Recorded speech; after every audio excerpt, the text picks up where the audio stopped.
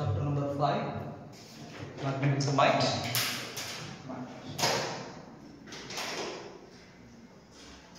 So in this chapter, we are going to study about the magnetism inside the matter.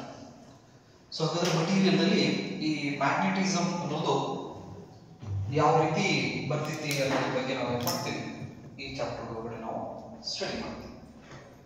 Right. So in the previous chapters we discussed about the moving charges produces a magnetic field, right? A current carrying circular coil behaves like a magnetic dipole ಅಂತ ಹೇಳಿ ನಾವು study ಮಾಡಿದ್ವಿ. ಅದು moving charges and magnetism chapter. ಹಾಗಾದ್ರೆ ಈ magnet ಅನ್ನೋ term origin ಹೆಂಗಾಯ್ತು ಅಂತ ಹೇಳಿದ್ರೆ as early as 600 BC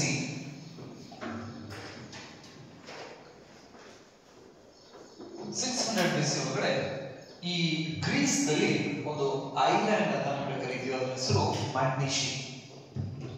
normally ಕುರಿ ಕೈಯವರು ಚಪ್ಪಲಿ ಮತ್ತೆ ಅವ್ರ ಕೈ ಒಳಗಡೆ ಇರೋ ಕೋಲ್ ಅದ್ರ ಕೆಳಗಡೆ ಏನ್ ಮಾಡಿರ್ತಾರೆ ಅಂದ್ರೆ ಐರನ್ ನೀಲ್ಸ್ ಅನ್ನ ಹಾಕಿರ್ತಾರೆ. ಕುರಿ ಕಾಯರ್ ಚಪ್ಪಲಿ ನೋಡ್ರಿ ದಪ್ಪ ದಪ್ಪ ಇರ್ತಾವ, ಅದ್ರ ಕೆಳಗಡೆ ಏನ್ ಬಿಡ್ದಿರ್ತಾರ ಮಿಳಿ ಎಲ್ಲ ಬಿಡ್ದಿರ್ತಾರೆ, ನಾಲ್ ಬಿಡ್ದಿರ್ತಾರ ಅಂತ ಹೇಳ್ತಾರೆ. ನಾಲ್ ಅಂದ್ರೆ ಯು ಶೇಪ್ ಅದೊಂದು ಐರನ್ ಪೀಸ್ ಏನ್ ಮಾಡಿರ್ತಾರ ಹಚ್ಚಿರ್ತಾರ. ಈ ವಯಸ್ಸಾದ ಅಜಾರ್ ಕೈಯ ಕೋಲ್ ಇರ್ತಾವಲ್ಲ ಅದ್ರ ಕೆಳಗಡೆ ಒಂದು ಮೆಟಲ್ ರಿಂಗ್ ಹಾಕಿರ್ತಾರ. ಅಬ್ಸರ್ವ್ ಮಾಡಿರ, ಕೆಬ್ಬಣದ ಕಪ್ಪರ್ ಆಗ್ಲಿ ಅಥವಾ ಒಂದು ರಿಂಗರ್ ಆಗ್ಲಿ. ಹಿಂದಿನ ಕಾಲದ ಒಣಕಿ ಎಡ್ಜಿಗೆ ರಿಂಗ್ ಹಾಕ್ತಿದ್ರು. ಎದಕ್ಕ? ಅದು ಹೊಡಿಬಾರ್ದ ಅಥವಾ ಸವಿಬಾರ್ದು ಅಂತ ಹೇಳಿ, ರೈಟ್? ಸೊ ಹಾಗೆ ಈ 600 BC ಒಳಗಡೆ ಗ್ರೀಸ್ ಒಳಗಡೆ ಒಂದು ಐಲ್ಯಾಂಡ್, ಅದರ ಹೆಸರು ಮ್ಯಾಗ್ನೀಷಿಯಾ ಅಂತ ಹೇಳಿ ಇಟ್ಕೊಳ್ಳಿ. ಆ ಮ್ಯಾಗ್ನೀಷಿಯಾದೊಳಗಡೆ ಈ ಕುರಿ ಕೈಯವರು ಅಡ್ಡಾಡ್ಬೇಕಂದ್ರೆ ಅವ್ರಿಗೊಂದು ಎಕ್ಸ್ಪೀರಿಯನ್ಸ್ ಆಯ್ತು. ಏನ್ ಎಕ್ಸ್ಪೀರಿಯನ್ಸ್ ಆಯ್ತು ಅಂದ್ರೆ ಅವ್ರು ಒಂದು ಪ್ರದೇಶದೊಳಗಡೆ ನಡ್ಕೊಂತ ಅಡ್ಡಾಡ್ಬೇಕಾದ್ರೆ ಅಲ್ಲಿ ಯಾರೋ ಅವ್ರನ್ನ ಜಗ್ಗಿ ಹಿಡಿದೋರ್ ಗತಿ ಅನ್ಸಕ್ ಸ್ಟಾರ್ಟ್ ಆಯ್ತು. ಈಗ ನಾರ್ಮಲಿ ಹಿಂಗ್ ನಡ್ಕೊಂತ ಅಡ್ಡಾಡ್ತಿರ್ತೀರಿ ರಾತ್ರಿ, ಹೌದಾ? ಒಬ್ರ ಅಡ್ಡಾಡಕತ್ತಿರ್ತೀರಿ, ಯಾರಾದ್ರೂ ಹಿಡಿದ್ ಜಗ್ದಂಗ ಅನ್ಸಪ್ಪ ಅಂದ್ರೆ ಹಿಂದ್ ಹೊಳಿ ನೋಡಿದಾಗ ಯಾರು ಇರ್ಲಿಲ್ಲ ಅಂದ್ರ ಏನ್ ಅನ್ಕೋತೀರಿ, ರೈಟ್? ಸೊ ಅಂದ್ರೆ ನಾರ್ಮಲಿ ಏನಪ್ಪಾ ಅಂತ ಹೇಳಿದ್ರೆ ನಾರ್ಮಲಿ ಒಬ್ನ ಹೊಂಟಿರ್ತೇವೆ ನಾವು, ಹಿಂದೆ ಮುಂದೆ ಯಾರು ಇಲ್ಲ, ಹಿಂದೆ ಯಾರು ಹಿಂಗ್ ಹಿಡಿದ್ ಜಗದಾಗ ಅನ್ಸಕತ್ತಪ್ಪ ಅಂತ ಹೇಳಿದ್ರೆ ಅರ್ಧ ಐದು ಹೊಡ್ಕೊಂಡು ಸಾವಿರ ಜಾಸ್ತಿ ಇರ್ತಾರ, ಹಿಂಗ್ ದೆವ್ವ ಇದೆ ಅಂತ ಹೇಳಿ. ಬಟ್ ಏನಂದ್ರೆ ಈ ಗ್ರೀಸ್ ಐಲ್ಯಾಂಡ್ ಒಳಗಡೆ ಈ ಕುರಿ ಕಾಯರಿಗೆಲ್ಲ ಈ ತರ ಎಕ್ಸ್ಪೀರಿಯನ್ಸ್ ಆಯ್ತಂದ್ರೆ ನಡ್ಕೊಂತ ಹೋಗ್ಬೇಕಾದ್ರೆ ಅವ್ರನ್ನ ಯಾರು ಹಿಡಿದ ಜಗ್ಗದ ಗತಿ ಅನ್ಸೋದು. ಆ ಪ್ರದೇಶದಲ್ಲಿದ್ದಂತಹ ಮಟೀರಿಯಲ್ಸ್ ಬಗ್ಗೆ ಸ್ಟಡಿ ಮಾಡಿದಾಗ ಅಲ್ಲಿ ಸಿಗ್ತಕ್ಕಂತಹ natural stone,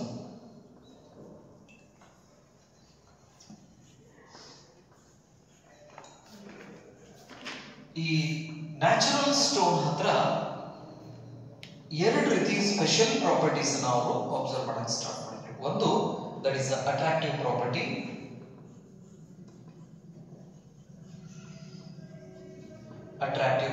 and another one is directional property.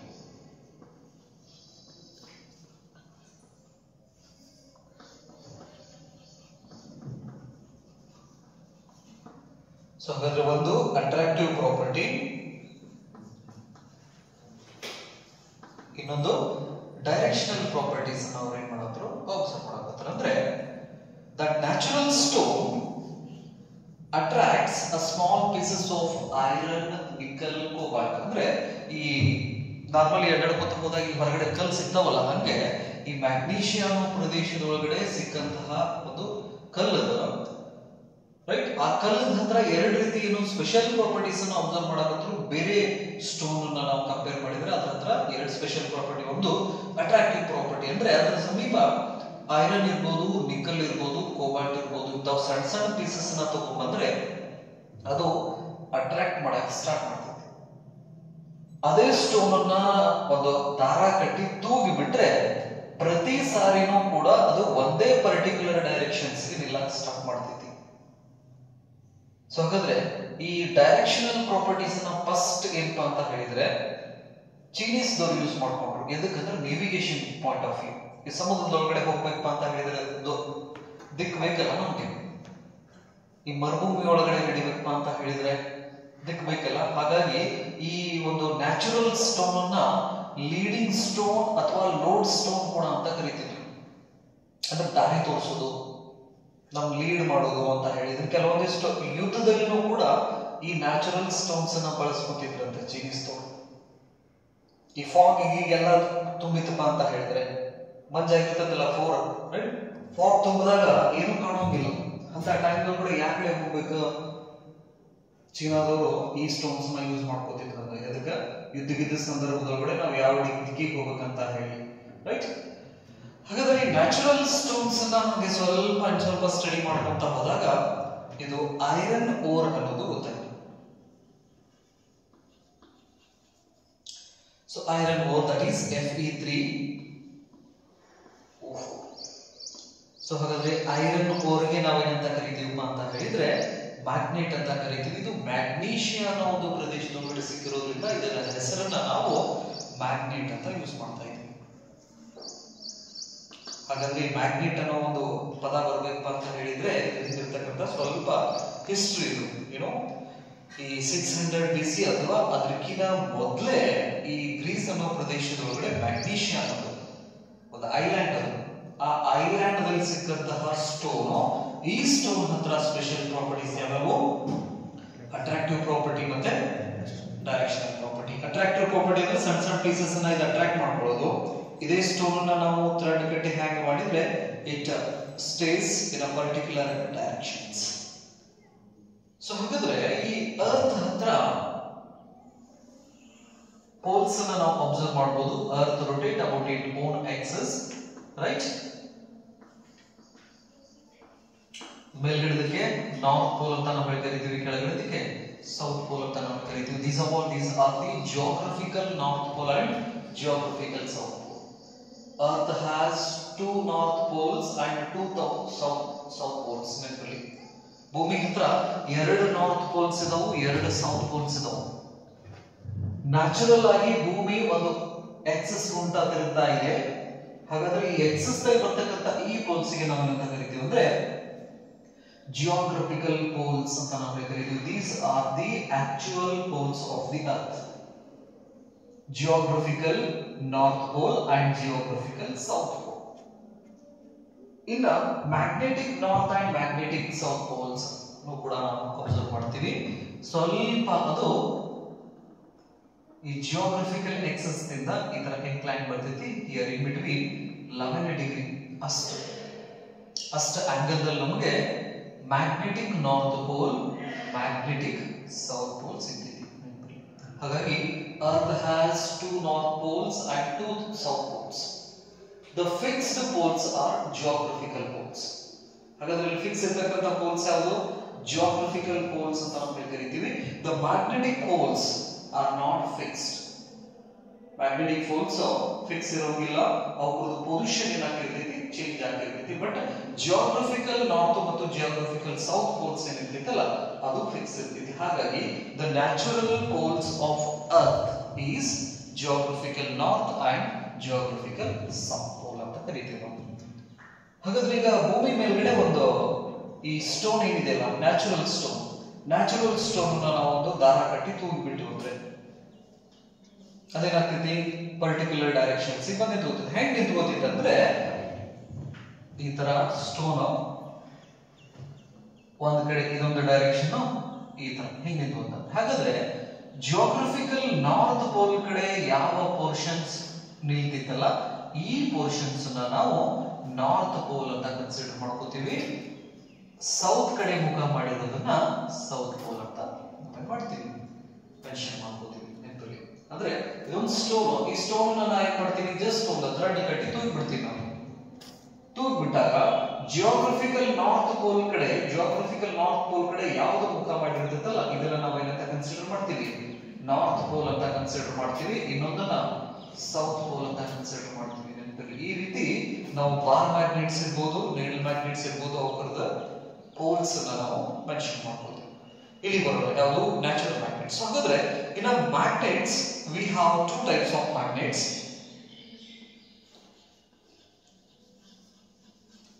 ಈ ಮ್ಯಾಗ್ನೆಟ್ಸ್ ದಲ್ಲಿ 2 ರೀತಿ ಮ್ಯಾಗ್ನೆಟ್ಸ್ ಅನ್ನು ನಾವು ನೋಡ್ತೀವಿ. ಒಂದು natural magnets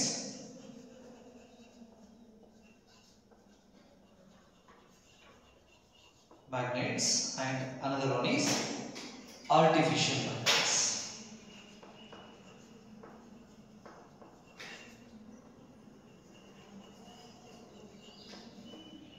So natural magnets ಅಂತಂದ್ರೆ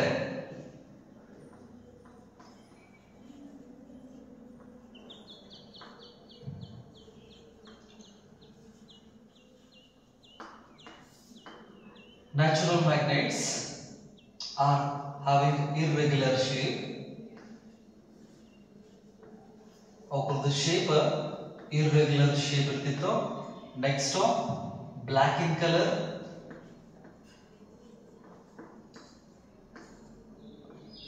ಅದು ಐರನ್ ಕೋರ್ ಆಗಿತ್ತು Fe3O4 ಅಂದ್ರೆ ಮ್ಯಾಗ್ನೆಟೈಟ್ ಅಂತ ನಾವು ಕರೀತೀವಿ ನೋಡ್ರಿ. ನ್ಯಾಚುರಲಿ ಅವೈಲೇಬಲ್ ಐರನ್ ದೋರ್ ಯಾವುದು ಮ್ಯಾಗ್ನೆಟೈಟ್ ಅಂತ ಕರೀತೀವಲ್ಲ, that is the natural magnet ಅಂತ ನಾವು ಕರೀತೀವಿ. Next a weak in strength.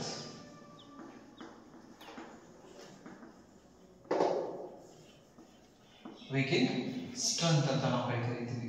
So ಹಾಗಾದ್ರೆ ನೋಡಾಕ ನಮ್ಗೆ ಇರ್ರೆಗ್ಯುಲರ್ ಶೇಪ್ ದಲ್ಲಿ ಇತ್ತು. Next block colour and it is iron ore magnetite and weak in strength ಅಂದ್ರೆ ಸ್ವಲ್ಪ ಐರನ್ ಪೀಸ್ ಇರಬಹುದು, ಕೋಬಾಲ್ಟ್ ಇರಬಹುದು, ನಿಕಲ್ಸ್ ಇರಬಹುದು, ಇಷ್ಟನ್ನ ಏನ್ ಮಾಡ್ತಿರ್ತದೆ ಅಟ್ರಾಕ್ಟ್ ಮಾಡೋ ಕೆಲಸನ. ಇದು these are the characteristic are properties of natural magnets ಅಂತ ನಾವು ಕರಿತೀವಿ. ಬಟ್ ಮನುಷ್ಯ ಗುಣ ಏನಪ್ಪಾ ಅಂತ ಹೇಳಿದ್ರೆ ಸ್ವಲ್ಪ ಪ್ರಾಪರ್ಟೀಸ್ ಚಲೋ ಸಿಗಕತ್ತು ಅಂದ್ರೆ ನನಗೆ ಇನ್ನೂ ಜಾಸ್ತಿ ಬೇಕು ಹೌದಿಲ್ಲ ಮನುಷ್ಯನ ಗುಣ. ಸೊ ಹಾಗಾದ್ರೆ ಈಗ ನ್ಯಾಚುರಲ್ ಮ್ಯಾಗ್ನೆಟ್ಸ್ ಹತ್ರ ನಮಗೆ ಎರಡು ಪ್ರಾಪರ್ಟಿ ಸಿಕ್ತು. ಒಂದು ಅಟ್ರಾಕ್ಟಿವ್ ಪ್ರಾಪರ್ಟಿ, ಇನ್ನೊಂದು ಡೈರೆಕ್ಷನಲ್ ಪ್ರಾಪರ್ಟಿ ಅಂತ ನಾವು ಕರಿತೀವಿ. ಸೊ ಈ ನ್ಯಾಚುರಲ್ ಮ್ಯಾಗ್ನೆಟ್ಸ್ ನ ನಾವು ಸ್ಟಡಿ ಮಾಡಿದಾಗ ಆ ನ್ಯಾಚುರಲ್ ಮ್ಯಾಗ್ನೆಟ್ಸ್ ಪ್ರಾಪರ್ಟೀಸ್ ನಾವು ಈ ರೀತಿ ನೋಡಬಹುದು. ಒಂದು irregular shape, black in color, next Fe3O4 and weak in strength ಅಂತ ನಾವು ಕರಿತೀವಿ. ನೋಡಾಕ ಹೆಂಗಂದ್ರೆ ಕಲ್ಲಿದ್ಲ ಹೆಂಗ್ ಕಲರ್ಫುಲ್ ಆಗಿರ್ತಲ್ಲ, ಹೆಂಗಿರ್ತದೆ ಕಲ್ಲಿದ್ಲ ಕರ್ವ್ ಇರ್ತಲ್ಲ ರೈಟ್. ಹಂಗ ನಮ್ಗೆ ಈ ನ್ಯಾಚುರಲ್ ಮ್ಯಾಗ್ನೆಟ್ಸ್ ಅವೈಲೇಬಲ್ ಇತ್ತು. ಹಾಗಾದ್ರೆ ಮನುಷ್ಯ ಗುಣ ಏನಪ್ಪಾ ಅಂತ ಹೇಳಿದ್ರೆ ನನಗ ಬೇಕಾದ ಕಲರ್ದಲ್ಲಿ ನನ್ಗೆ ಬೇಕ ಇದ ಪ್ರಾಪರ್ಟಿ ಇರ್ಬೇಕು ನನಗೆ, ಬಟ್ ನನಗ್ ಬೇಕಾಗಿದ್ದ ಕಲರ್ನಾಗ ಬೇಕ, ನನಗ್ ಬೇಕಾಗಿದ್ದ ಸೈಜ್ನಾಗ ಬೇಕ, ಸ್ಟ್ರೆಂತ್ ಜಾಸ್ತಿ ಇರ್ಬೇಕ, ಹೌದಾ? ಹಿಂಗ ನಮ್ಮ ರಿಕ್ವೈರ್ಮೆಂಟ್ಸ್ ಸ್ಟಾರ್ಟ್ ಆಗ್ತಾವ. ಹಾಗಾಗಿ ನಾವು ನ್ಯಾಚುರಲ್ ಮ್ಯಾಗ್ನೆಟ್ಸ್ ಇಂದ ಆರ್ಟಿಫಿಷಿಯಲ್ ಮ್ಯಾಗ್ನೆಟ್ಸ್ ಗೆ ಶಿಫ್ಟ್ ಆಗ್ತೀವಿ. ಫಾರ್ ಎಕ್ಸಾಂಪಲ್ ನಾವು ಐರನ್ ಏನಿದೆಯಲ್ಲ, ಐರನ್ ಅನ್ನ ತಗೊಂಡು ನಾವು ಆರ್ಟಿಫಿಷಿಯಲ್ ಮ್ಯಾಗ್ನೆಟ್ಸ್ ಅನ್ನ ಮಾಡಬಹುದು. ನೆನಪಲ್ಲಿ ಅಲ್ಲಿಕೋ ಅಂತ ನಾವು ಕರಿತೀವಿ. ಈ ತರ ಕೆಲವೊಂದಿಷ್ಟು ಐರನ್ಸ್ ಮತ್ತೆ ಅಲಾಯ್ಸ್ ಅನ್ನ ನಾನು ಯೂಸ್ ಮಾಡ್ಬಿಟ್ಟು ಏನ್ ಮಾಡ್ಬೋದು, ಆರ್ಟಿಫಿಷಿಯಲ್ ಮ್ಯಾಗ್ನೆಟ್ಸ್ ಅನ್ನ ಮಾಡಬಹುದು. ಹಾಗಾದ್ರೆ ಆರ್ಟಿಫಿಷಿಯಲ್ ಮ್ಯಾಗ್ನೆಟ್ಸ್ ಬಂದ್ರೆ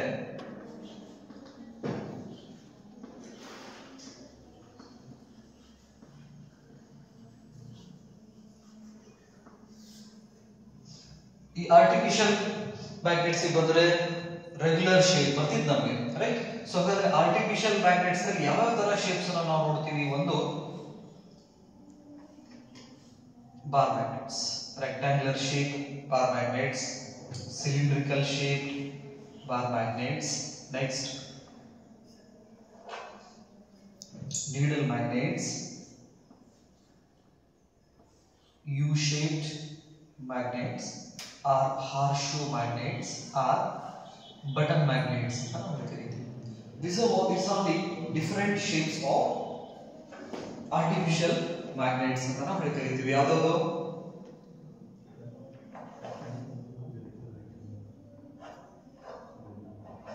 ಒಂದು ಬಾರ್ ಮ್ಯಾಗ್ನೆಟ್ ಅಂತ ನಾವು ಕರಿತೀವಿ. Bar magnet shape rectangular shape ಇರಬಹುದು ಅಥವಾ ಸಿಲಿಂಡ್ರಿಕಲ್ ಶೇಪ್ ಇರಬಹುದು. ಇನ್ನೊಂದು ನೀಡಲ್ ಮ್ಯಾಗ್ನೆಟ್ ಅಂತ ನಾವು ಕರಿತೀವಿ. ನೆಕ್ಸ್ಟ್ ಹಾರ್ಶೋ ಮ್ಯಾಗ್ನೆಟ್ ಅಂತ ನಾವು ಕರಿತೀವಿ. ನೆಕ್ಸ್ಟ್ ಬಟನ್ ಮ್ಯಾಗ್ನೆಟ್ಸ್ ಅಂತ ಹೇಳ್ತೀವಿ. ವೆರೈಟಿ ಬ್ಯಾಗ್ಸ್ ಎಲ್ಲ ಇರ್ತಾವ ನೋಡ್ರಿ, ಈ ಮುಚ್ಚದ ಗುಟ್ಲೆ ಟಪ್ ಅನ್ನು ಹಿಡ್ಕೊತಾವಲ್ಲ, ಅವೆಲ್ಲ ಯಾವ ಮ್ಯಾಗ್ನೆಟ್? ಬಟನ್ ಮ್ಯಾಗ್ನೆಟ್ಸ್ ಅಂತ ನಾವು ಕರಿತೀವಿ. ನೆಕ್ಸ್ಟ್ ಸ್ಪೀಕರ್ ಹಿಂದ್ಗಡೆ ಇರ್ತಾವ ಮ್ಯಾಗ್ನೆಟ್ಸ್ ಅನ್ನ ಕೊಟ್ಟಿರ್ತಾರ, ರೈಟ್? ಅವು ಕೂಡ ಬಟನ್ ಮ್ಯಾಗ್ನೆಟ್ಸ್ ಅಂತ ನಾವು ಕರಿತೀವಿ. ನೆಕ್ಸ್ಟ್ ಹಾರ್ಶೋ ಮ್ಯಾಗ್ನೆಟ್ಸ್, ಗ್ಯಾಲ್ವೋಮೀಟರ್ ಒಳಗಡೆ ನಾವು ರೇಡಿಯಲ್ ಮ್ಯಾಗ್ನೆಟಿಕ್ ಫೀಲ್ಡ್ ಗೋಸ್ಕರ ಬಳಸ್ಕೋತೀವಿ. ಯಾವುದು? ಹಾರ್ಶೋ ಮ್ಯಾಗ್ನೆಟ್. ಈ ತರ ಎರಡು ಮ್ಯಾಗ್ನೆಟ್ಸ್ ಅನ್ನ ನಾವು ಹಿಂಗಿಟ್ಟಿವಪ್ಪ ಅಂತ ಹೇಳಿದ್ರೆ ನಮಗೆ ರೇಡಿಯಲ್ ಮ್ಯಾಗ್ನೆಟಿಕ್ ಫೀಲ್ಡ್ ಸಿಗ್ತೈತಿ ನೆನಪಲ್ಲಿ. Next needle magnet we use to get the direction of the magnetic field. ಹಾಗಾದ್ರೆ ಇಲ್ಲಿ ಏನಿದೆಯಲ್ಲ ನೀಡಲ್ ಮ್ಯಾಗ್ನೆಟ್ ಇದ್ರದ್ದು ಯೂಸ್ ನಾವು ಏನ್ ತಗೋತೀವಿ ಅಂದ್ರೆ ಜಾಸ್ತಿ ಮ್ಯಾಗ್ನೆಟಿಕ್ ಫೀಲ್ಡ್ ಡೈರೆಕ್ಷನ್ಸ್ ಅನ್ನ ಪಡೆಯಕ್ಕೆ ನಾವು ನೀಡಲ್ ಮ್ಯಾಗ್ನೆಟ್ ಅನ್ನ ಯೂಸ್ ಮಾಡ್ತೀವಿ. ಮ್ಯಾಗ್ನೆಟಿಸಮ್ಸ್ ಬಗ್ಗೆ ನಾವು ಸ್ಟಡಿ ಮಾಡಬೇಕಾದ್ರೆ ಬಾರ್ ಮ್ಯಾಗ್ನೆಟ್ಸ್ ನ ಯೂಸ್ ಮಾಡ್ತೀವಿ. These are the different shape of artificial magnets ಅಂತ ಕರೀತೀವಿ. ಹಾಗಾದ್ರೆ ನೆಕ್ಸ್ಟ್ ಇವುಗಳದ್ದು ಕಲರ್ಸ್ ಬಂದ್ರೆ ನಮಗೆ ಬೇಕಾದ ಕಲರ್ಸ್ ನಲ್ಲಿ ನಾವು ಏನ್ ಮಾಡ್ಕೋಬಹುದು, ಈ ಮ್ಯಾಗ್ನೆಟ್ಸ್ ನ ರೆಡಿ ಮಾಡಬಹುದು. ಮ್ಯಾಗ್ನೆಟ್ಸ್ ಅನ್ನು ಮಾಡಿದ ಮೇಲ್ಗಡೆ ಕೋಟಿಂಗ್ ಮಾಡ್ಕೋತೀವಿ ನಾವು ನೆನಪಲ್ಲಿ, ರೈಟ್? ಈಗೆಲ್ಲ ಈ silver colour, steel colour magnets ಅನ್ನು ಅಬ್ಸರ್ವ್ ಮಾಡ್ತೀವಿ. ಸಣ್ಣ ಸಣ್ಣ ಮ್ಯಾಗ್ನೆಟ್ಸ್ ನೋಡಿರಲ್ಲ, ಸ್ಮಾಲ್ ಮ್ಯಾಗ್ನೆಟ್ಸ್, ರೈಟ್? ಸೊ ಅಂದ್ರೆ ನಮಗ ಬೇಕಾದ ಶೇಪ್, ಸೈಜ್, ನೆಕ್ಸ್ಟ್ ಬೇಕಾದ ಕಲರ್ಸ್ ದಲ್ಲಿ ನೆಕ್ಸ್ಟ್ ಸ್ಟ್ರೆಂತ್ ನಮಗೆ ಎಷ್ಟು ಬೇಕಲ್ಲ ಅಷ್ಟು, ಆ ಮಟೀರಿಯಲ್ ಇಂದ ಎಷ್ಟು ಕೊಡಕ್ ಸಾಧ್ಯ ಐತಲ್ಲ ಮ್ಯಾಗ್ನೆಟಿಕ್ ಸ್ಟ್ರೆಂತ್ ನ, ಅಷ್ಟು ಮ್ಯಾಗ್ನೆಟಿಕ್ ಸ್ಟ್ರೆಂತ್ ಅನ್ನ ನಾವೇನ್ ಮಾಡ್ಬೋದು, ಪಡಿಬಹುದು, ರೈಟ್? ಇವೇ ನೀವು ಆರ್ಟಿಫಿಷಿಯಲ್ ಮ್ಯಾಗ್ನೆಟ್ಸ್ ಅಂತ ನಾವು ಕರಿತೀವಿ. ಸೊ ಹಾಗಾದ್ರೆ ಈ ಮ್ಯಾಗ್ನೆಟ್ ಅನ್ನೋ ಪದ ಹುಟ್ಟಿರೋದು ಎಲ್ಲಿಂದ? ಈ ಗ್ರೀಸ್ ಒಳಗಡೆ ಇರ್ತಕ್ಕಂಥ ಒಂದು ಐಲ್ಯಾಂಡ್ ಮ್ಯಾಗ್ನೀಷಿಯಾ ಅನ್ನೋ ಒಂದು ಪ್ರದೇಶದಲ್ಲಿ ಇದು ನ್ಯಾಚುರಲ್ ಈ ತರ ಸ್ಟೋನ್ ಸಿಕ್ಕಿರೋದ್ರಿಂದ ಅದರ ಹೆಸರನ್ನ ನಾವು ಮ್ಯಾಗ್ನೆಟ್ ಅಂತ ಕರಿತೀವಿ. ಹಾಗಾದ್ರೆ ಅಲ್ಲಿ ಸಿಕ್ಕಂತಹ ಸ್ಟೋನ್ ಪ್ರಾಪರ್ಟೀಸ್ ಯಾವುದು? ಅಟ್ರಾಕ್ಟಿವ್ ಪ್ರಾಪರ್ಟಿ ಮತ್ತೆ ಡೈರೆಕ್ಷನಲ್ ಪ್ರಾಪರ್ಟಿ ಅಂತ ನಾವು ಕರಿತೀವಿ. ಹಾಗಾದ್ರೆ ಡೈರೆಕ್ಷನಲ್ ಪ್ರಾಪರ್ಟೀಸ್ ನ ಜಾಸ್ತಿ ಯೂಸ್ ಮಾಡ್ಕೊಂಡ್ರು ಅಂದ್ರೆ 400 BC ಒಳಗಡೆ ಯೂಸ್ ಮಾಡ್ಕೊಂಡ್ರು ಚೀನಾದವರು. ನೇವಿಗೇಷನ್ ಪಾಯಿಂಟ್, ನೆಕ್ಸ್ಟ್ ವಾರದಲ್ಲೂ ಕೂಡ ಏನ್ ಮಾಡ್ತಿದ್ರು, ಇದನ್ನ ಡೈರೆಕ್ಷನಲ್ ಪ್ರಾಪರ್ಟಿ ಇರೋದನ್ನ ಯೂಸ್ ಮಾಡ್ಕೊತಾ ಇದ್ರು. ಈ ಮ್ಯಾಗ್ನೆಟ್ಸ್ ಒಳಗಡೆ ಎರಡು ರೀತಿ ಮ್ಯಾಗ್ನೆಟ್ಸ್ ಅನ್ನ ನೋಡ್ತೀವಿ ನಾವು. ಒಂದು ನ್ಯಾಚುರಲ್ ಮ್ಯಾಗ್ನೆಟ್ಸ್, ಇನ್ನೊಂದು artificial magnets. Natural magnets property ಬಂದ್ರೆ ಇಷ್ಟು, ಆರ್ಟಿಫಿಷಿಯಲ್ ಮ್ಯಾಗ್ನೆಟ್ಸ್ ಪ್ರಾಪರ್ಟೀಸ್ ಬಂದ್ರೆ ಇದರಲ್ಲಿ regular shape, different colours, right? Next the strong in strength ಅಂತ ನಾವು ಕರಿತೀವಿ. ಸರಿ, ಹಾಗಾದ್ರೆ in order to study the magnetism we use a bar magnet. ಹಾಗಾದ್ರೆ ಮ್ಯಾಗ್ನೆಟಿಸಮ್ಸ್ ಅನ್ನ ನಾವು ಸ್ಟಡಿ ಮಾಡಬೇಕಂದ್ರೆ ಯಾವ ಮ್ಯಾಗ್ನೆಟ್ ಅನ್ನ ನಾವು ತಗೋತೀವಿ ಅಂತ ಹೇಳಿದ್ರೆ ಬಾರ್ ಮ್ಯಾಗ್ನೆಟ್ ಅನ್ನ ಯೂಸ್ ಮಾಡ್ತೀವಿ.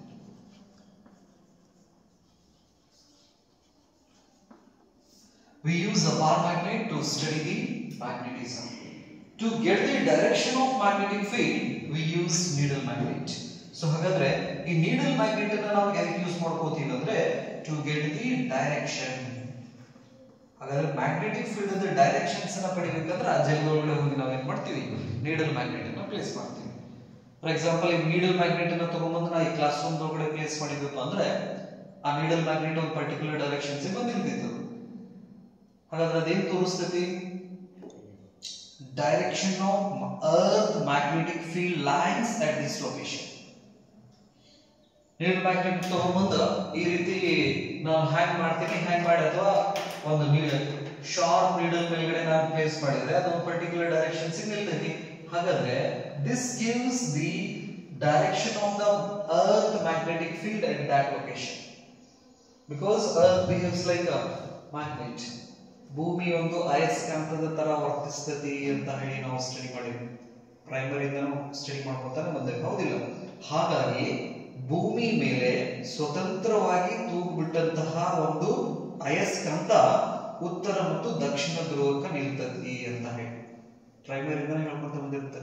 ಅಪ್ರಿಲಿ suspended a magnet on the earth's surface stays towards a geographical north and geographical south, or come to rest in a particular direction, that is north to south direction ಅಂತ ನಾವು ಕರೀತೀವಿ, right? So ಹಾಗಾದ್ರೆ ಈ ಮ್ಯಾಗ್ನೆಟಿಸಮ್ಸ್ ಬಗ್ಗೆ ನಾವು study ಮಾಡಬೇಕಂದ್ರೆ bar magnet ಅನ್ನ use ಮಾಡ್ಕೋತೀವಿ. ಮ್ಯಾಗ್ನೆಟಿಕ್ ಡೈರೆಕ್ಷನ್ ಫೀಲ್ಡ್ ಡೈರೆಕ್ಷನ್ಸ್ ಅನ್ನ ಪಡಿಬೇಕಂದ್ರೆ ನೀಡಲ್ ಮ್ಯಾಗ್ನೆಟ್ ಅನ್ನ ಯೂಸ್ ಮಾಡ್ಕೋತೀವಿ, ನೆನಪಿಡಿ. ಹಂಗೆ ಎಲೆಕ್ಟ್ರಿಕ್ ಫೀಲ್ಡ್ ಅನ್ನ ನಾವು ಚೆಕ್ ಮಾಡ್ಬೇಕಂದ್ರೆ ನಾವು ಪಾಯಿಂಟ್ ಚಾರ್ಜ್ ಅನ್ನ ಯೂಸ್ ಮಾಡ್ಕೋತೀವಲ್ಲ, ಹಂಗೆ ಮ್ಯಾಗ್ನೆಟಿಕ್ ಫೀಲ್ಡ್ ಅನ್ನ ನಾವು ಚೆಕ್ ಮಾಡಬೇಕು ಅಂತ ಹೇಳಿದ್ರೆ ನೀಡಲ್ ಮ್ಯಾಗ್ನೆಟ್ ಅನ್ನ ಯೂಸ್ ಮಾಡ್ಕೋತೀವಿ. ಇದು ಬರ್ಕೊಂತ ಹೊಂಟಿರ?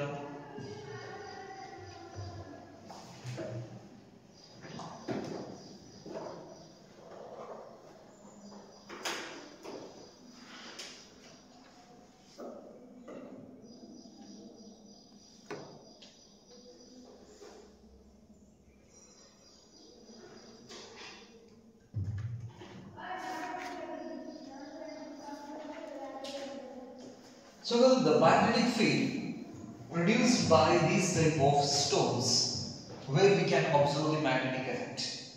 That is called magnetic field ಅಂತ ನಾವು ಕರಿತೀವಿ. ಅಂದ್ರೆ that is the space or a region around the a magnet where we can observe the magnetic effect. ಈಗ ಇಲ್ಲೊಂದು ಬಾರ್ ಮ್ಯಾಗ್ನೆಟ್ ಅನ್ನ ಕನ್ಸಿಡರ್ ಮಾಡ್ಕೊತೀವಿ.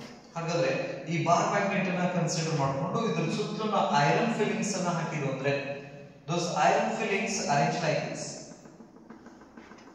ಇದನ್ನ ಹೈಸ್ಕೂಲ್ ಲೆವೆಲ್ಸ್ ನಾವೆಲ್ಲ ಸ್ಟಡಿ ಮಾಡಿರ್ತೀವಿ.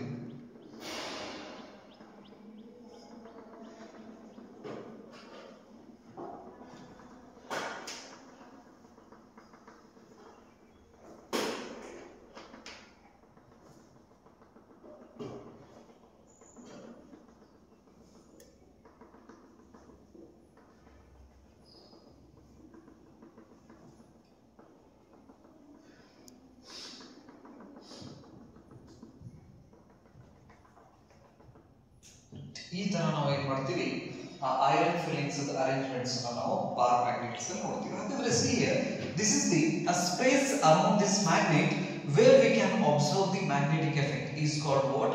Magnetic field. Magnetic field. And this magnetic field is represented by a vector B. A B stands for magnetic field. Magnetic field is a vector quantity. And to get the direction of this magnetic field, in case of this bar magnet, we use a needle magnet. So, ಇದರಲ್ಲಿ directions ಅನ್ನು ಪಡಿಬೇಕಂದ್ರೆ ನಾವು ಏನು ಮಾಡ್ತೀವಿ, needle magnet ಅನ್ನು use ಮಾಡ್ಕೊತೀವಿ. In case of a current carrying circular coil, we use a right hand rule to get the direction of what? Magnetic field. So, ಹಾಗಾದ್ರೆ ಇಲ್ಲಿ bar magnet ಕೇಸ್ದಲ್ಲಿ ನಾವು directions ಅನ್ನು ಪಡಿಬೇಕಂದ್ರೆ needle magnet ಅನ್ನು use ಮಾಡ್ಕೊತೀವಿ.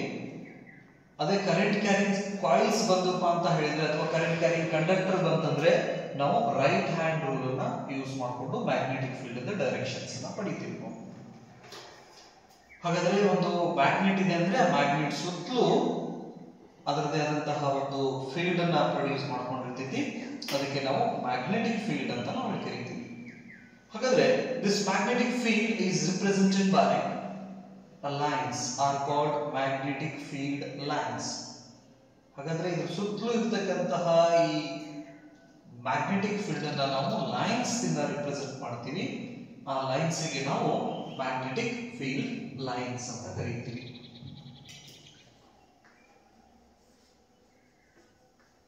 Magnetic field lines.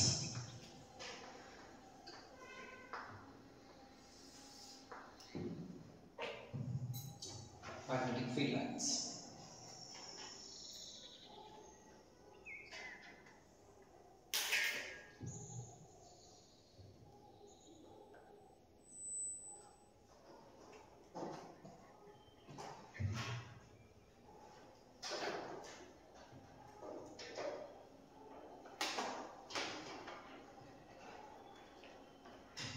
So, ಹಾಗಾದ್ರೆ ಈ magnetic field lines ಅನ್ನ ನಾವು ಸ್ಟಡಿ ಮಾಡಬೇಕಂದ್ರೆ ಐರನ್ ಫಿಲ್ಲಿಂಗ್ಸ್ ಅನ್ನ ತಗೊಂಡು ನಾವು ಹೈಸ್ಕೂಲ್ ಲೆವೆಲ್ಸ್ ನಾವು ಏನು ಮಾಡ್ತೀವಿ, ಒಂದು ಬಾರ್ ಮ್ಯಾಗ್ನೆಟ್ಸ್ ಅನ್ನ ಪೇಪರ್ ದಲ್ಲಿ ತಗೊಂಡು ಆ ಪೇಪರ್ ನಡುವೆ ಬಾರ್ ಮ್ಯಾಗ್ನೆಟ್ ಅನ್ನ ಪ್ಲೇಸ್ ಮಾಡ್ತೀವಿ. ಪ್ಲೇಸ್ ಮಾಡಿದ ಸುತ್ತಲೂ ಐರನ್ ಫಿಲ್ಲಿಂಗ್ಸ್ ಅನ್ನ ನಾವು ಸ್ಪ್ರೇ ಮಾಡ್ತೀವಿ. ಸ್ಪ್ರೇ ಮಾಡಿದಾಗ ಐರನ್ ಫಿಲ್ಲಿಂಗ್ಸ್ ಅರೇಂಜ್ಮೆಂಟ್ ಇದೆಯಲ್ಲ, the arrangement of these iron fillings represents the shape of magnetic field lines in case of what? A bar magnet.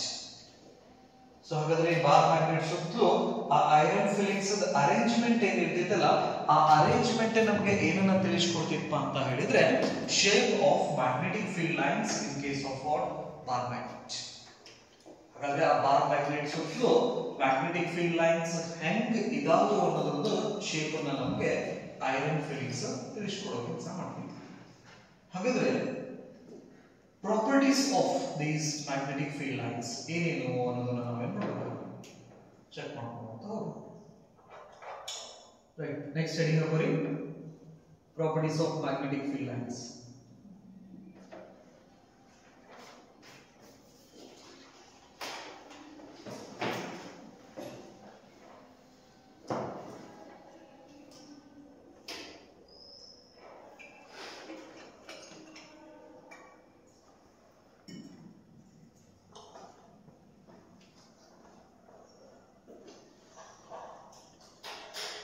properties of magnetic field lines.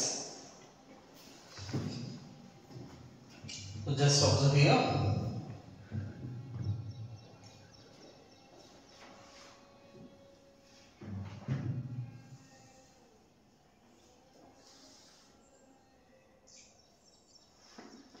North, south. So there is small information this magnetic bar magnet has a poles north and south. These north and south poles are not at the exactly end of the bar magnet. In north ಮತ್ತು south ಇದೇನು bar magnet ಏನು ತಗೋತೀವಲ್ಲ exactly end ದಲ್ಲಿ ಇರೋದಿಲ್ಲ, ಒಳಗಡೆ ಇರ್ತೈತಿ ನೆನಪಿರಲಿ. ಹಾಗಾಗಿ ಈ ಸೌತ್ ಪೋಲ್ ಇಂದ ನಾರ್ತ್ ಪೋಲ್ ಇರ್ತಕ್ಕಂತಹ ಲೆಂತ್ ಅನ್ನ ನಾವು effective length of bar magnet ಅಂತ ಕರಿತೀವಿ. LE stands for what? Effective length. E stands for effective, L stands for length. Effective length ಅಂತ ಕರಿತೀವಿ. end to end ಇರತಕ್ಕಂತಹ ಲೆಂತ್ ಗೆ ನಾವು geometrical length ಅಂತ ನಾವು ಕರಿತೀವಿ. Effective length and geometrical length. The relation between effective length and geometrical length is L is equal to 5/6 Lg ಅಂತ ಕರೀತೀವಿ. ಇದನ್ನು ಗೊತ್ತಿರಲಿ. Next, each pole's strength is represented by small m. ಹಾಗಾದ್ರೆ ಇವೇನ್ ಪೋಲ್ಸ್ ಇದಾವಲ್ಲ, ಈ ಪೋಲ್ಸ್ ಅಂತ ಸ್ಟ್ರೆಂತ್ ಅನ್ನ ನಾವು ಸ್ಮಾಲ್ m ಇಂದ ರಿಪ್ರೆಸೆಂಟ್ ಮಾಡ್ತೀವಿ. ನಾರ್ತ್ ಪೋಲ್ ಸ್ಟ್ರೆಂತ್ ಅನ್ನ ಪ್ಲಸ್ ಸ್ಮಾಲ್ m ಅಂತ ರಿಪ್ರೆಸೆಂಟ್ ಮಾಡ್ತೀವಿ. ಸೌತ್ ಪೋಲ್ minus m ಅಂತ ರಿಪ್ರೆಸೆಂಟ್ ಮಾಡ್ತೀವಿ. ಹಾಗಾಗಿ so this north and south behaves like a magnetic dipole ಅಂತ ನಾವು ಹೇಳ್ಬೋದು. ಒಂದು ನಾರ್ತ್ ಪೋಲ್ ಐತಿ, ಇನ್ನೊಂದು ಸೌತ್ ಪೋಲ್ ಐತಿ, ಅವರ ಮಧ್ಯೆ ಒಂದು ಸಪರೇಷನ್ ಇದೆ. ಹಾಗಾದ್ರೆ this is behaves like a magnetic dipole. Two equal and opposite poles separated by a finite distance is called what? Magnetic dipole ಅಂತ ನಾವು ಕರೀತೀವಿ ನೆನಪಿರಲಿ. ಸರಿ, when we observe the field lines outside the magnet, the magnetic field lines are from north to south. So ಹಾಗಾದ್ರೆ magnet outside ಅನ್ನು ನಾವು observe ಮಾಡಿದ್ರೆ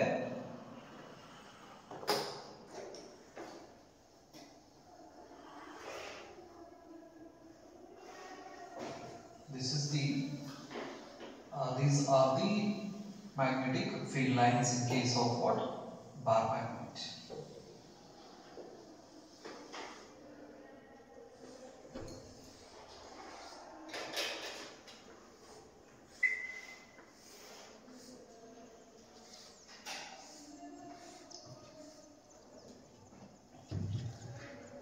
Outside the magnet, the magnetic field lines emerges out from the north pole and enters into the south pole. ಹಾಗಾದ್ರೆ outside the magnet,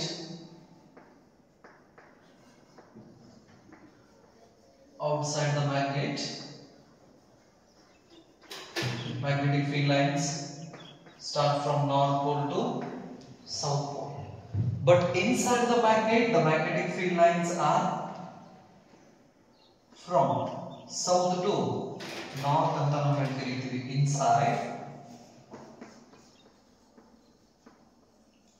inside the magnet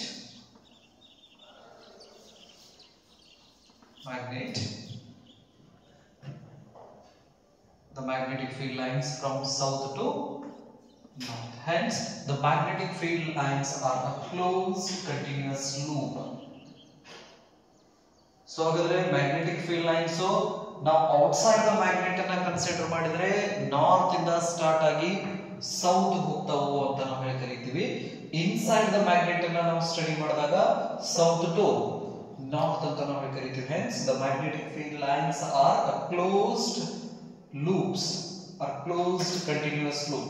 No starting point and no ending point. To our convenient, we take from outside the magnet it start from north and end at south ಅಂತ ನಾವು ಹೇಳಿ ಕರಿತೀವಿ. But ಇಲ್ಲಿ starting point ಇರೋದಿಲ್ಲ, ending point ಇರೋದಿಲ್ಲ. Magnetic field lines closed loop ದಲ್ಲಿ ಇರ್ತಾವು ನೆನಪಿರಲಿ.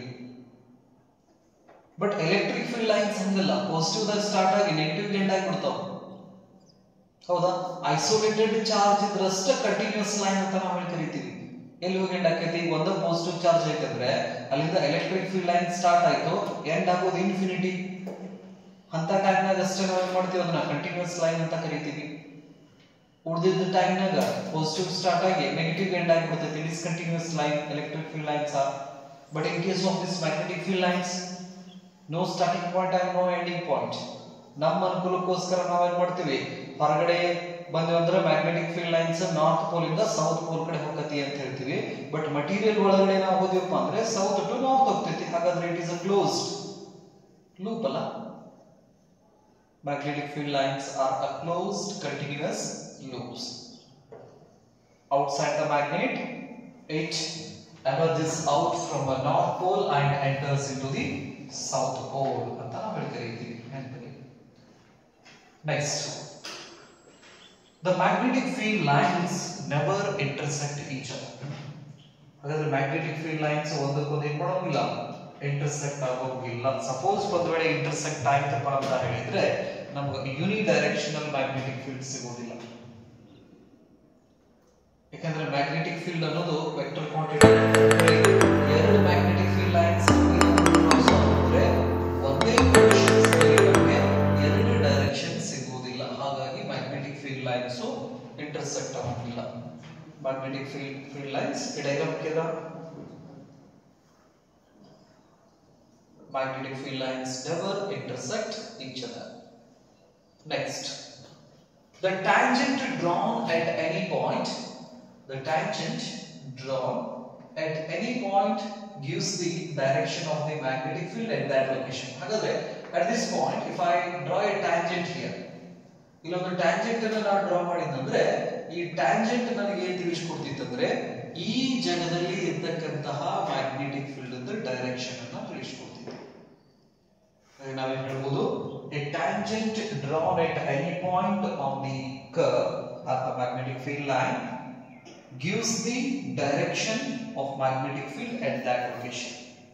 ಹಾಗಾದ್ರೆ ಆ ಲೊಕೇಶನ್ಸ್ ನಲ್ಲಿ ಇರತಕ್ಕಂತಹ ಮ್ಯಾಗ್ನೆಟಿಕ್ ಫೀಲ್ಡ್ ದು ಡೈರೆಕ್ಷನ್ ಅನ್ನು ತಿಳಿಸ್ಕೊಡ್ತೀವಿ.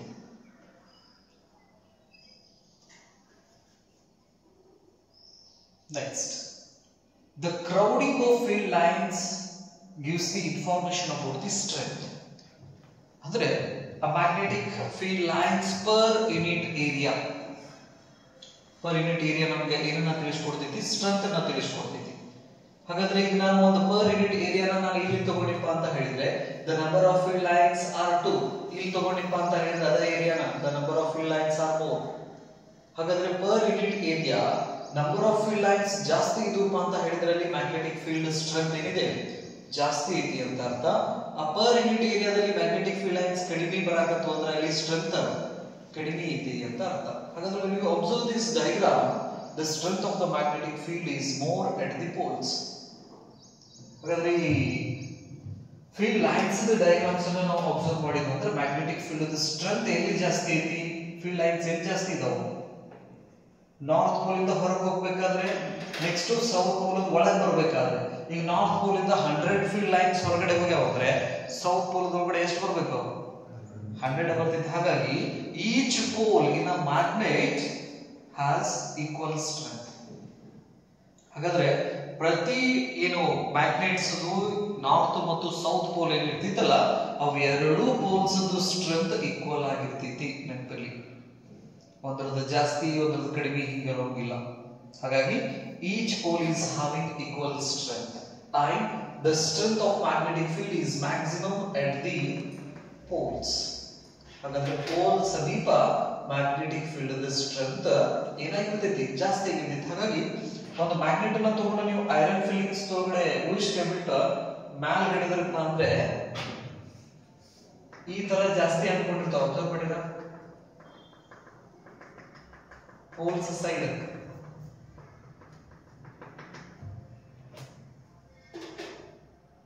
ಮ್ಯಾಗ್ನೆಟ್ ತಗೊಂಡು ಮಣ್ಣ ಹಿಂಗೆ ಮುಡಿಸ್ಕೈ ಬಿಟ್ರಂದ್ರೆ ಸಣ್ಣ ಸಣ್ಣ ಸಣ್ಣ ಸಣ್ಣ ಸಣ್ಣ ಸಣ್ಣ ಪಾರ್ಟಿಕಲ್ಸ್ ಏನ್ ಮಾಡಿರ್ತಾವ, ಅಟ್ರಾಕ್ಟ್ ಆಗಿರ್ತಾವ. ಅದಕ್ಕೆ ನೆನಪಿರ್ಲಿ, ಎಲ್ಲಿ ಜಾಸ್ತಿ ಅಟ್ರಾಕ್ಟ್ ಆಗಿರ್ತಾವೋ ಈ ಪೋಲ್ಸ್ ಏನಿರ್ತೈತಲ್ಲ ಇಲ್ಲಿ ಜಾಸ್ತಿ ಅಟ್ರಾಕ್ಟ್ ಆಗಿರ್ತಾವ. ಯಾಕಂದ್ರೆ ಇಲ್ಲಿ ಸ್ಟ್ರೆಂತ್ ಏನಿರ್ತೈತಿ, ಜಾಸ್ತಿ ಇರ್ತೈತಿ.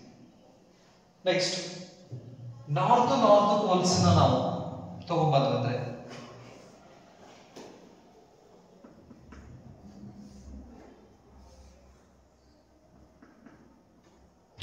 ನಾರ್ತ್ ಪೋಲ್ಸ್ ಅನ್ನ ತಗೊಂಡ್ ಬಂದ್ರೆ ಮ್ಯಾಗ್ನೆಟಿಕ್ ಫೀಲ್ಡ್ ಲೈನ್ಸ್ ಒಂದಕ್ಕೊಂದು ರಿಪಲ್ ಮಾಡಕ್ ಸ್ಟಾರ್ಟ್ ಮಾಡ್ತಿದ್ಲೆ. ರಿಪಲ್ಸ್ ಟ್ರಾನ್ಸ್ವರ್ಸಲಿ ಅಂತ ನಾವು ಕರೀತೀವಿ. So this indicates the repulsion. Next south ಮತ್ತು ನಾರ್ತ್ ಅನ್ನ ತಗೊಂಡ್ಬಂದ್ರೆ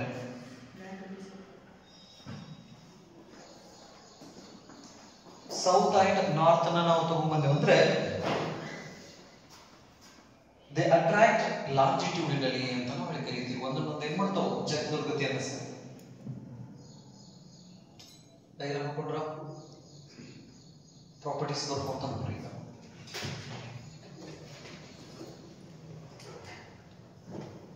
ನೆಕ್ಸ್ಟ್ ಇನ್ನೊಂದೆರಡು ಪ್ರಾಪರ್ಟಿ ಕೊಡ್ತೀನಿ. ಸೊ ಅಂದ್ರೆ magnetic field lines can pass through conductor and insulators.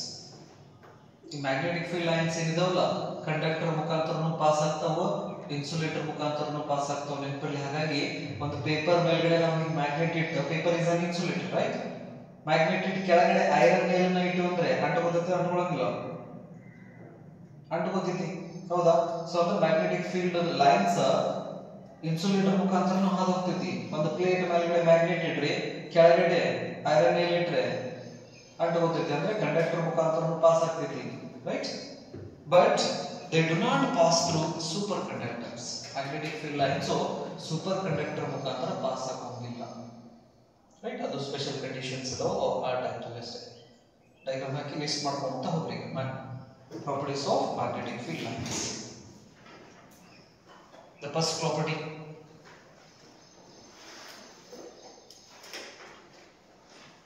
magnetic field lines are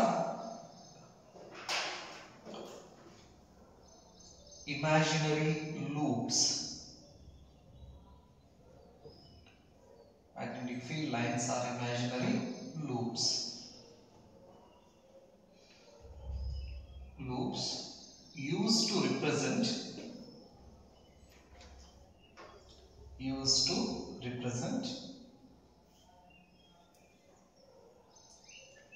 magnetic field of a magnet. Used to represent a magnetic field of a magnet.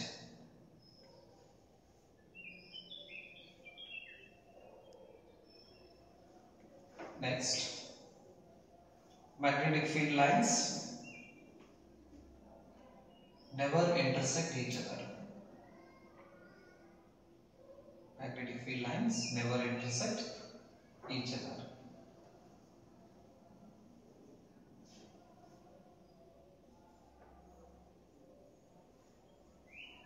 Next point, magnetic field lines never intersect each other. Next, tangent drawn at any point. Tangent drawn at any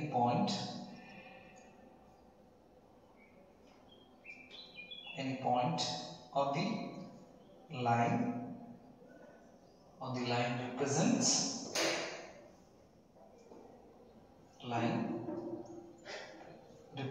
the direction of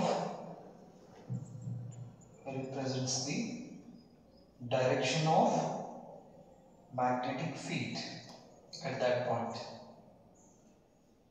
Represents the direction of magnetic field at that point.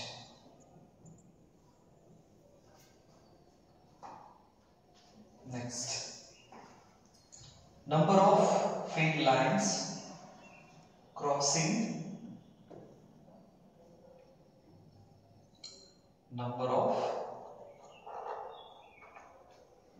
field lines crossing per unit area.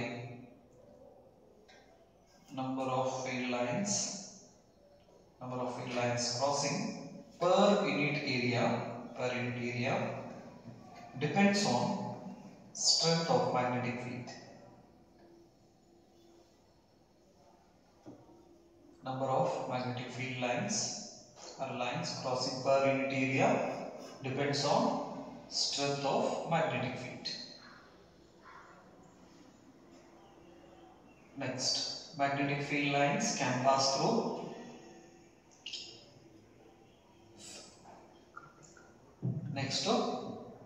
field lines can pass through conductors and insulators.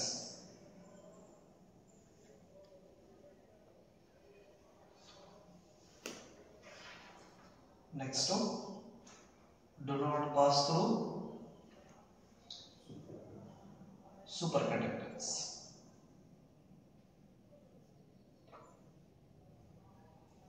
Do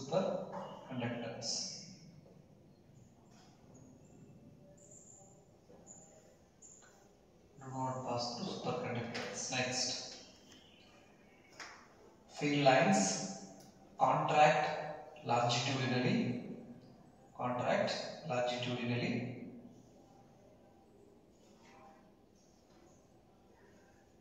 and widen laterally. Contract longitudinally and widen laterally. Contract longitudinally and widen laterally. These are some properties of magnetic field lines, right? So the magnetic field lines ನಾವು ತಗೊಂಡ್ರೆ like right side ಹೋಗ್ತಾ ಇದೆ ಅಂದ್ರೆ we have a uniform and non-uniform magnetic field lines. Uniform magnetic field ಬಂದ್ರೆ uniform magnetic field lines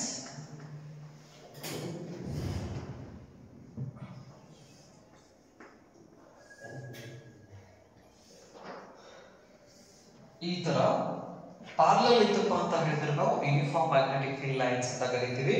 ಈಗ right side ಹೋಗ್ತಾ ಇದೆ ಅಂತ ಹೇಳ್ತೀವಿ, ಏರೋ ಮಾರ್ಕ್ ಈ ಕಡೆ ಬಂದ್ರೆ ಲೆಫ್ಟ್ ಸೈಡ್, ಅದೇ ಅಪ್ವರ್ಡ್ ಇದ್ರೆ ಅಪ್ವರ್ಡ್ ಡೈರೆಕ್ಷನ್ಸ್ ಇದೆ, ಡೌನ್ವರ್ಡ್ ಅಂತ ಕರಿತೀವಿ.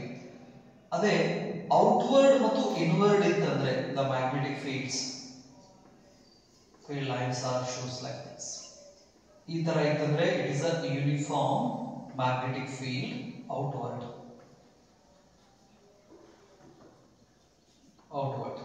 ಇನ್ವರ್ಡ್ ಇತ್ತಂದ್ರೆ ಕ್ರಾಸ್ ವಿತ್ ಸರ್ಕಲ್ ಈ ತರ ತೋರಿಸ್ತೀವಿ. This is inward magnetic field lines, outward magnetic field lines, right left uniform ಅಂತ ನಾವು ಕರಿತೀವಿ. ಇನ್ನ ನಾನ್ ಯೂನಿಫಾರ್ಮ್ ಮ್ಯಾಗ್ನೆಟಿಕ್ ಫೀಲ್ಡ್ ಬಂದ್ರೆ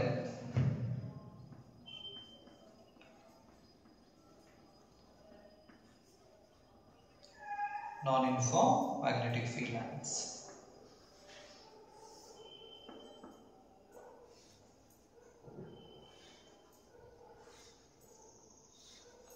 ಈ ತರ ಹೇಗಿರ್ತದೆ ಇದಕ್ಕೆ ನಾನ್ ಯೂನಿಫಾರ್ಮ್ ಮ್ಯಾಗ್ನೆಟಿಕ್ ಫೀಲ್ಡ್ ಲೈನ್ಸ್ ಅಂತ ನಾವು ಕರಿತೀವಿ.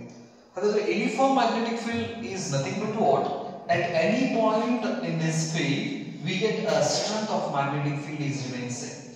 A point, B point, C point, ಮೂರು ಲೊಕೇಶನ್ಸ್ ಅನ್ನು ತಗೊಂಡಿದ್ದು.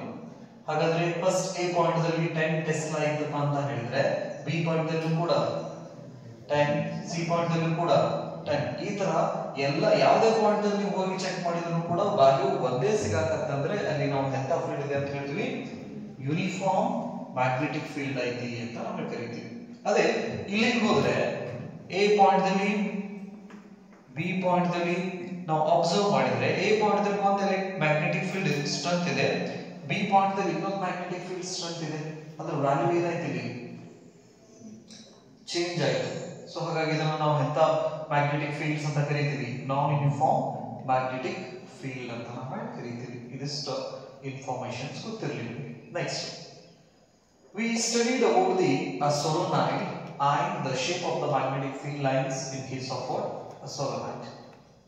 Solenoid ಮತ್ತು ಈ ಬಾರ್ ಮ್ಯಾಗ್ನೆಟ್ಸ್ ಶೇಪ್ಸ್ ಅನ್ನು ನಾವು ಅಬ್ಸರ್ವ್ ಮಾಡಿದ್ರೆ this is the shape of the magnetic field lines in case of a bar magnet. In case of solenoid,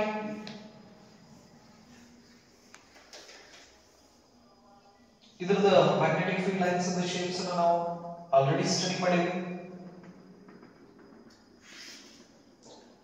This is the shape of magnetic field lines in case of solenoid.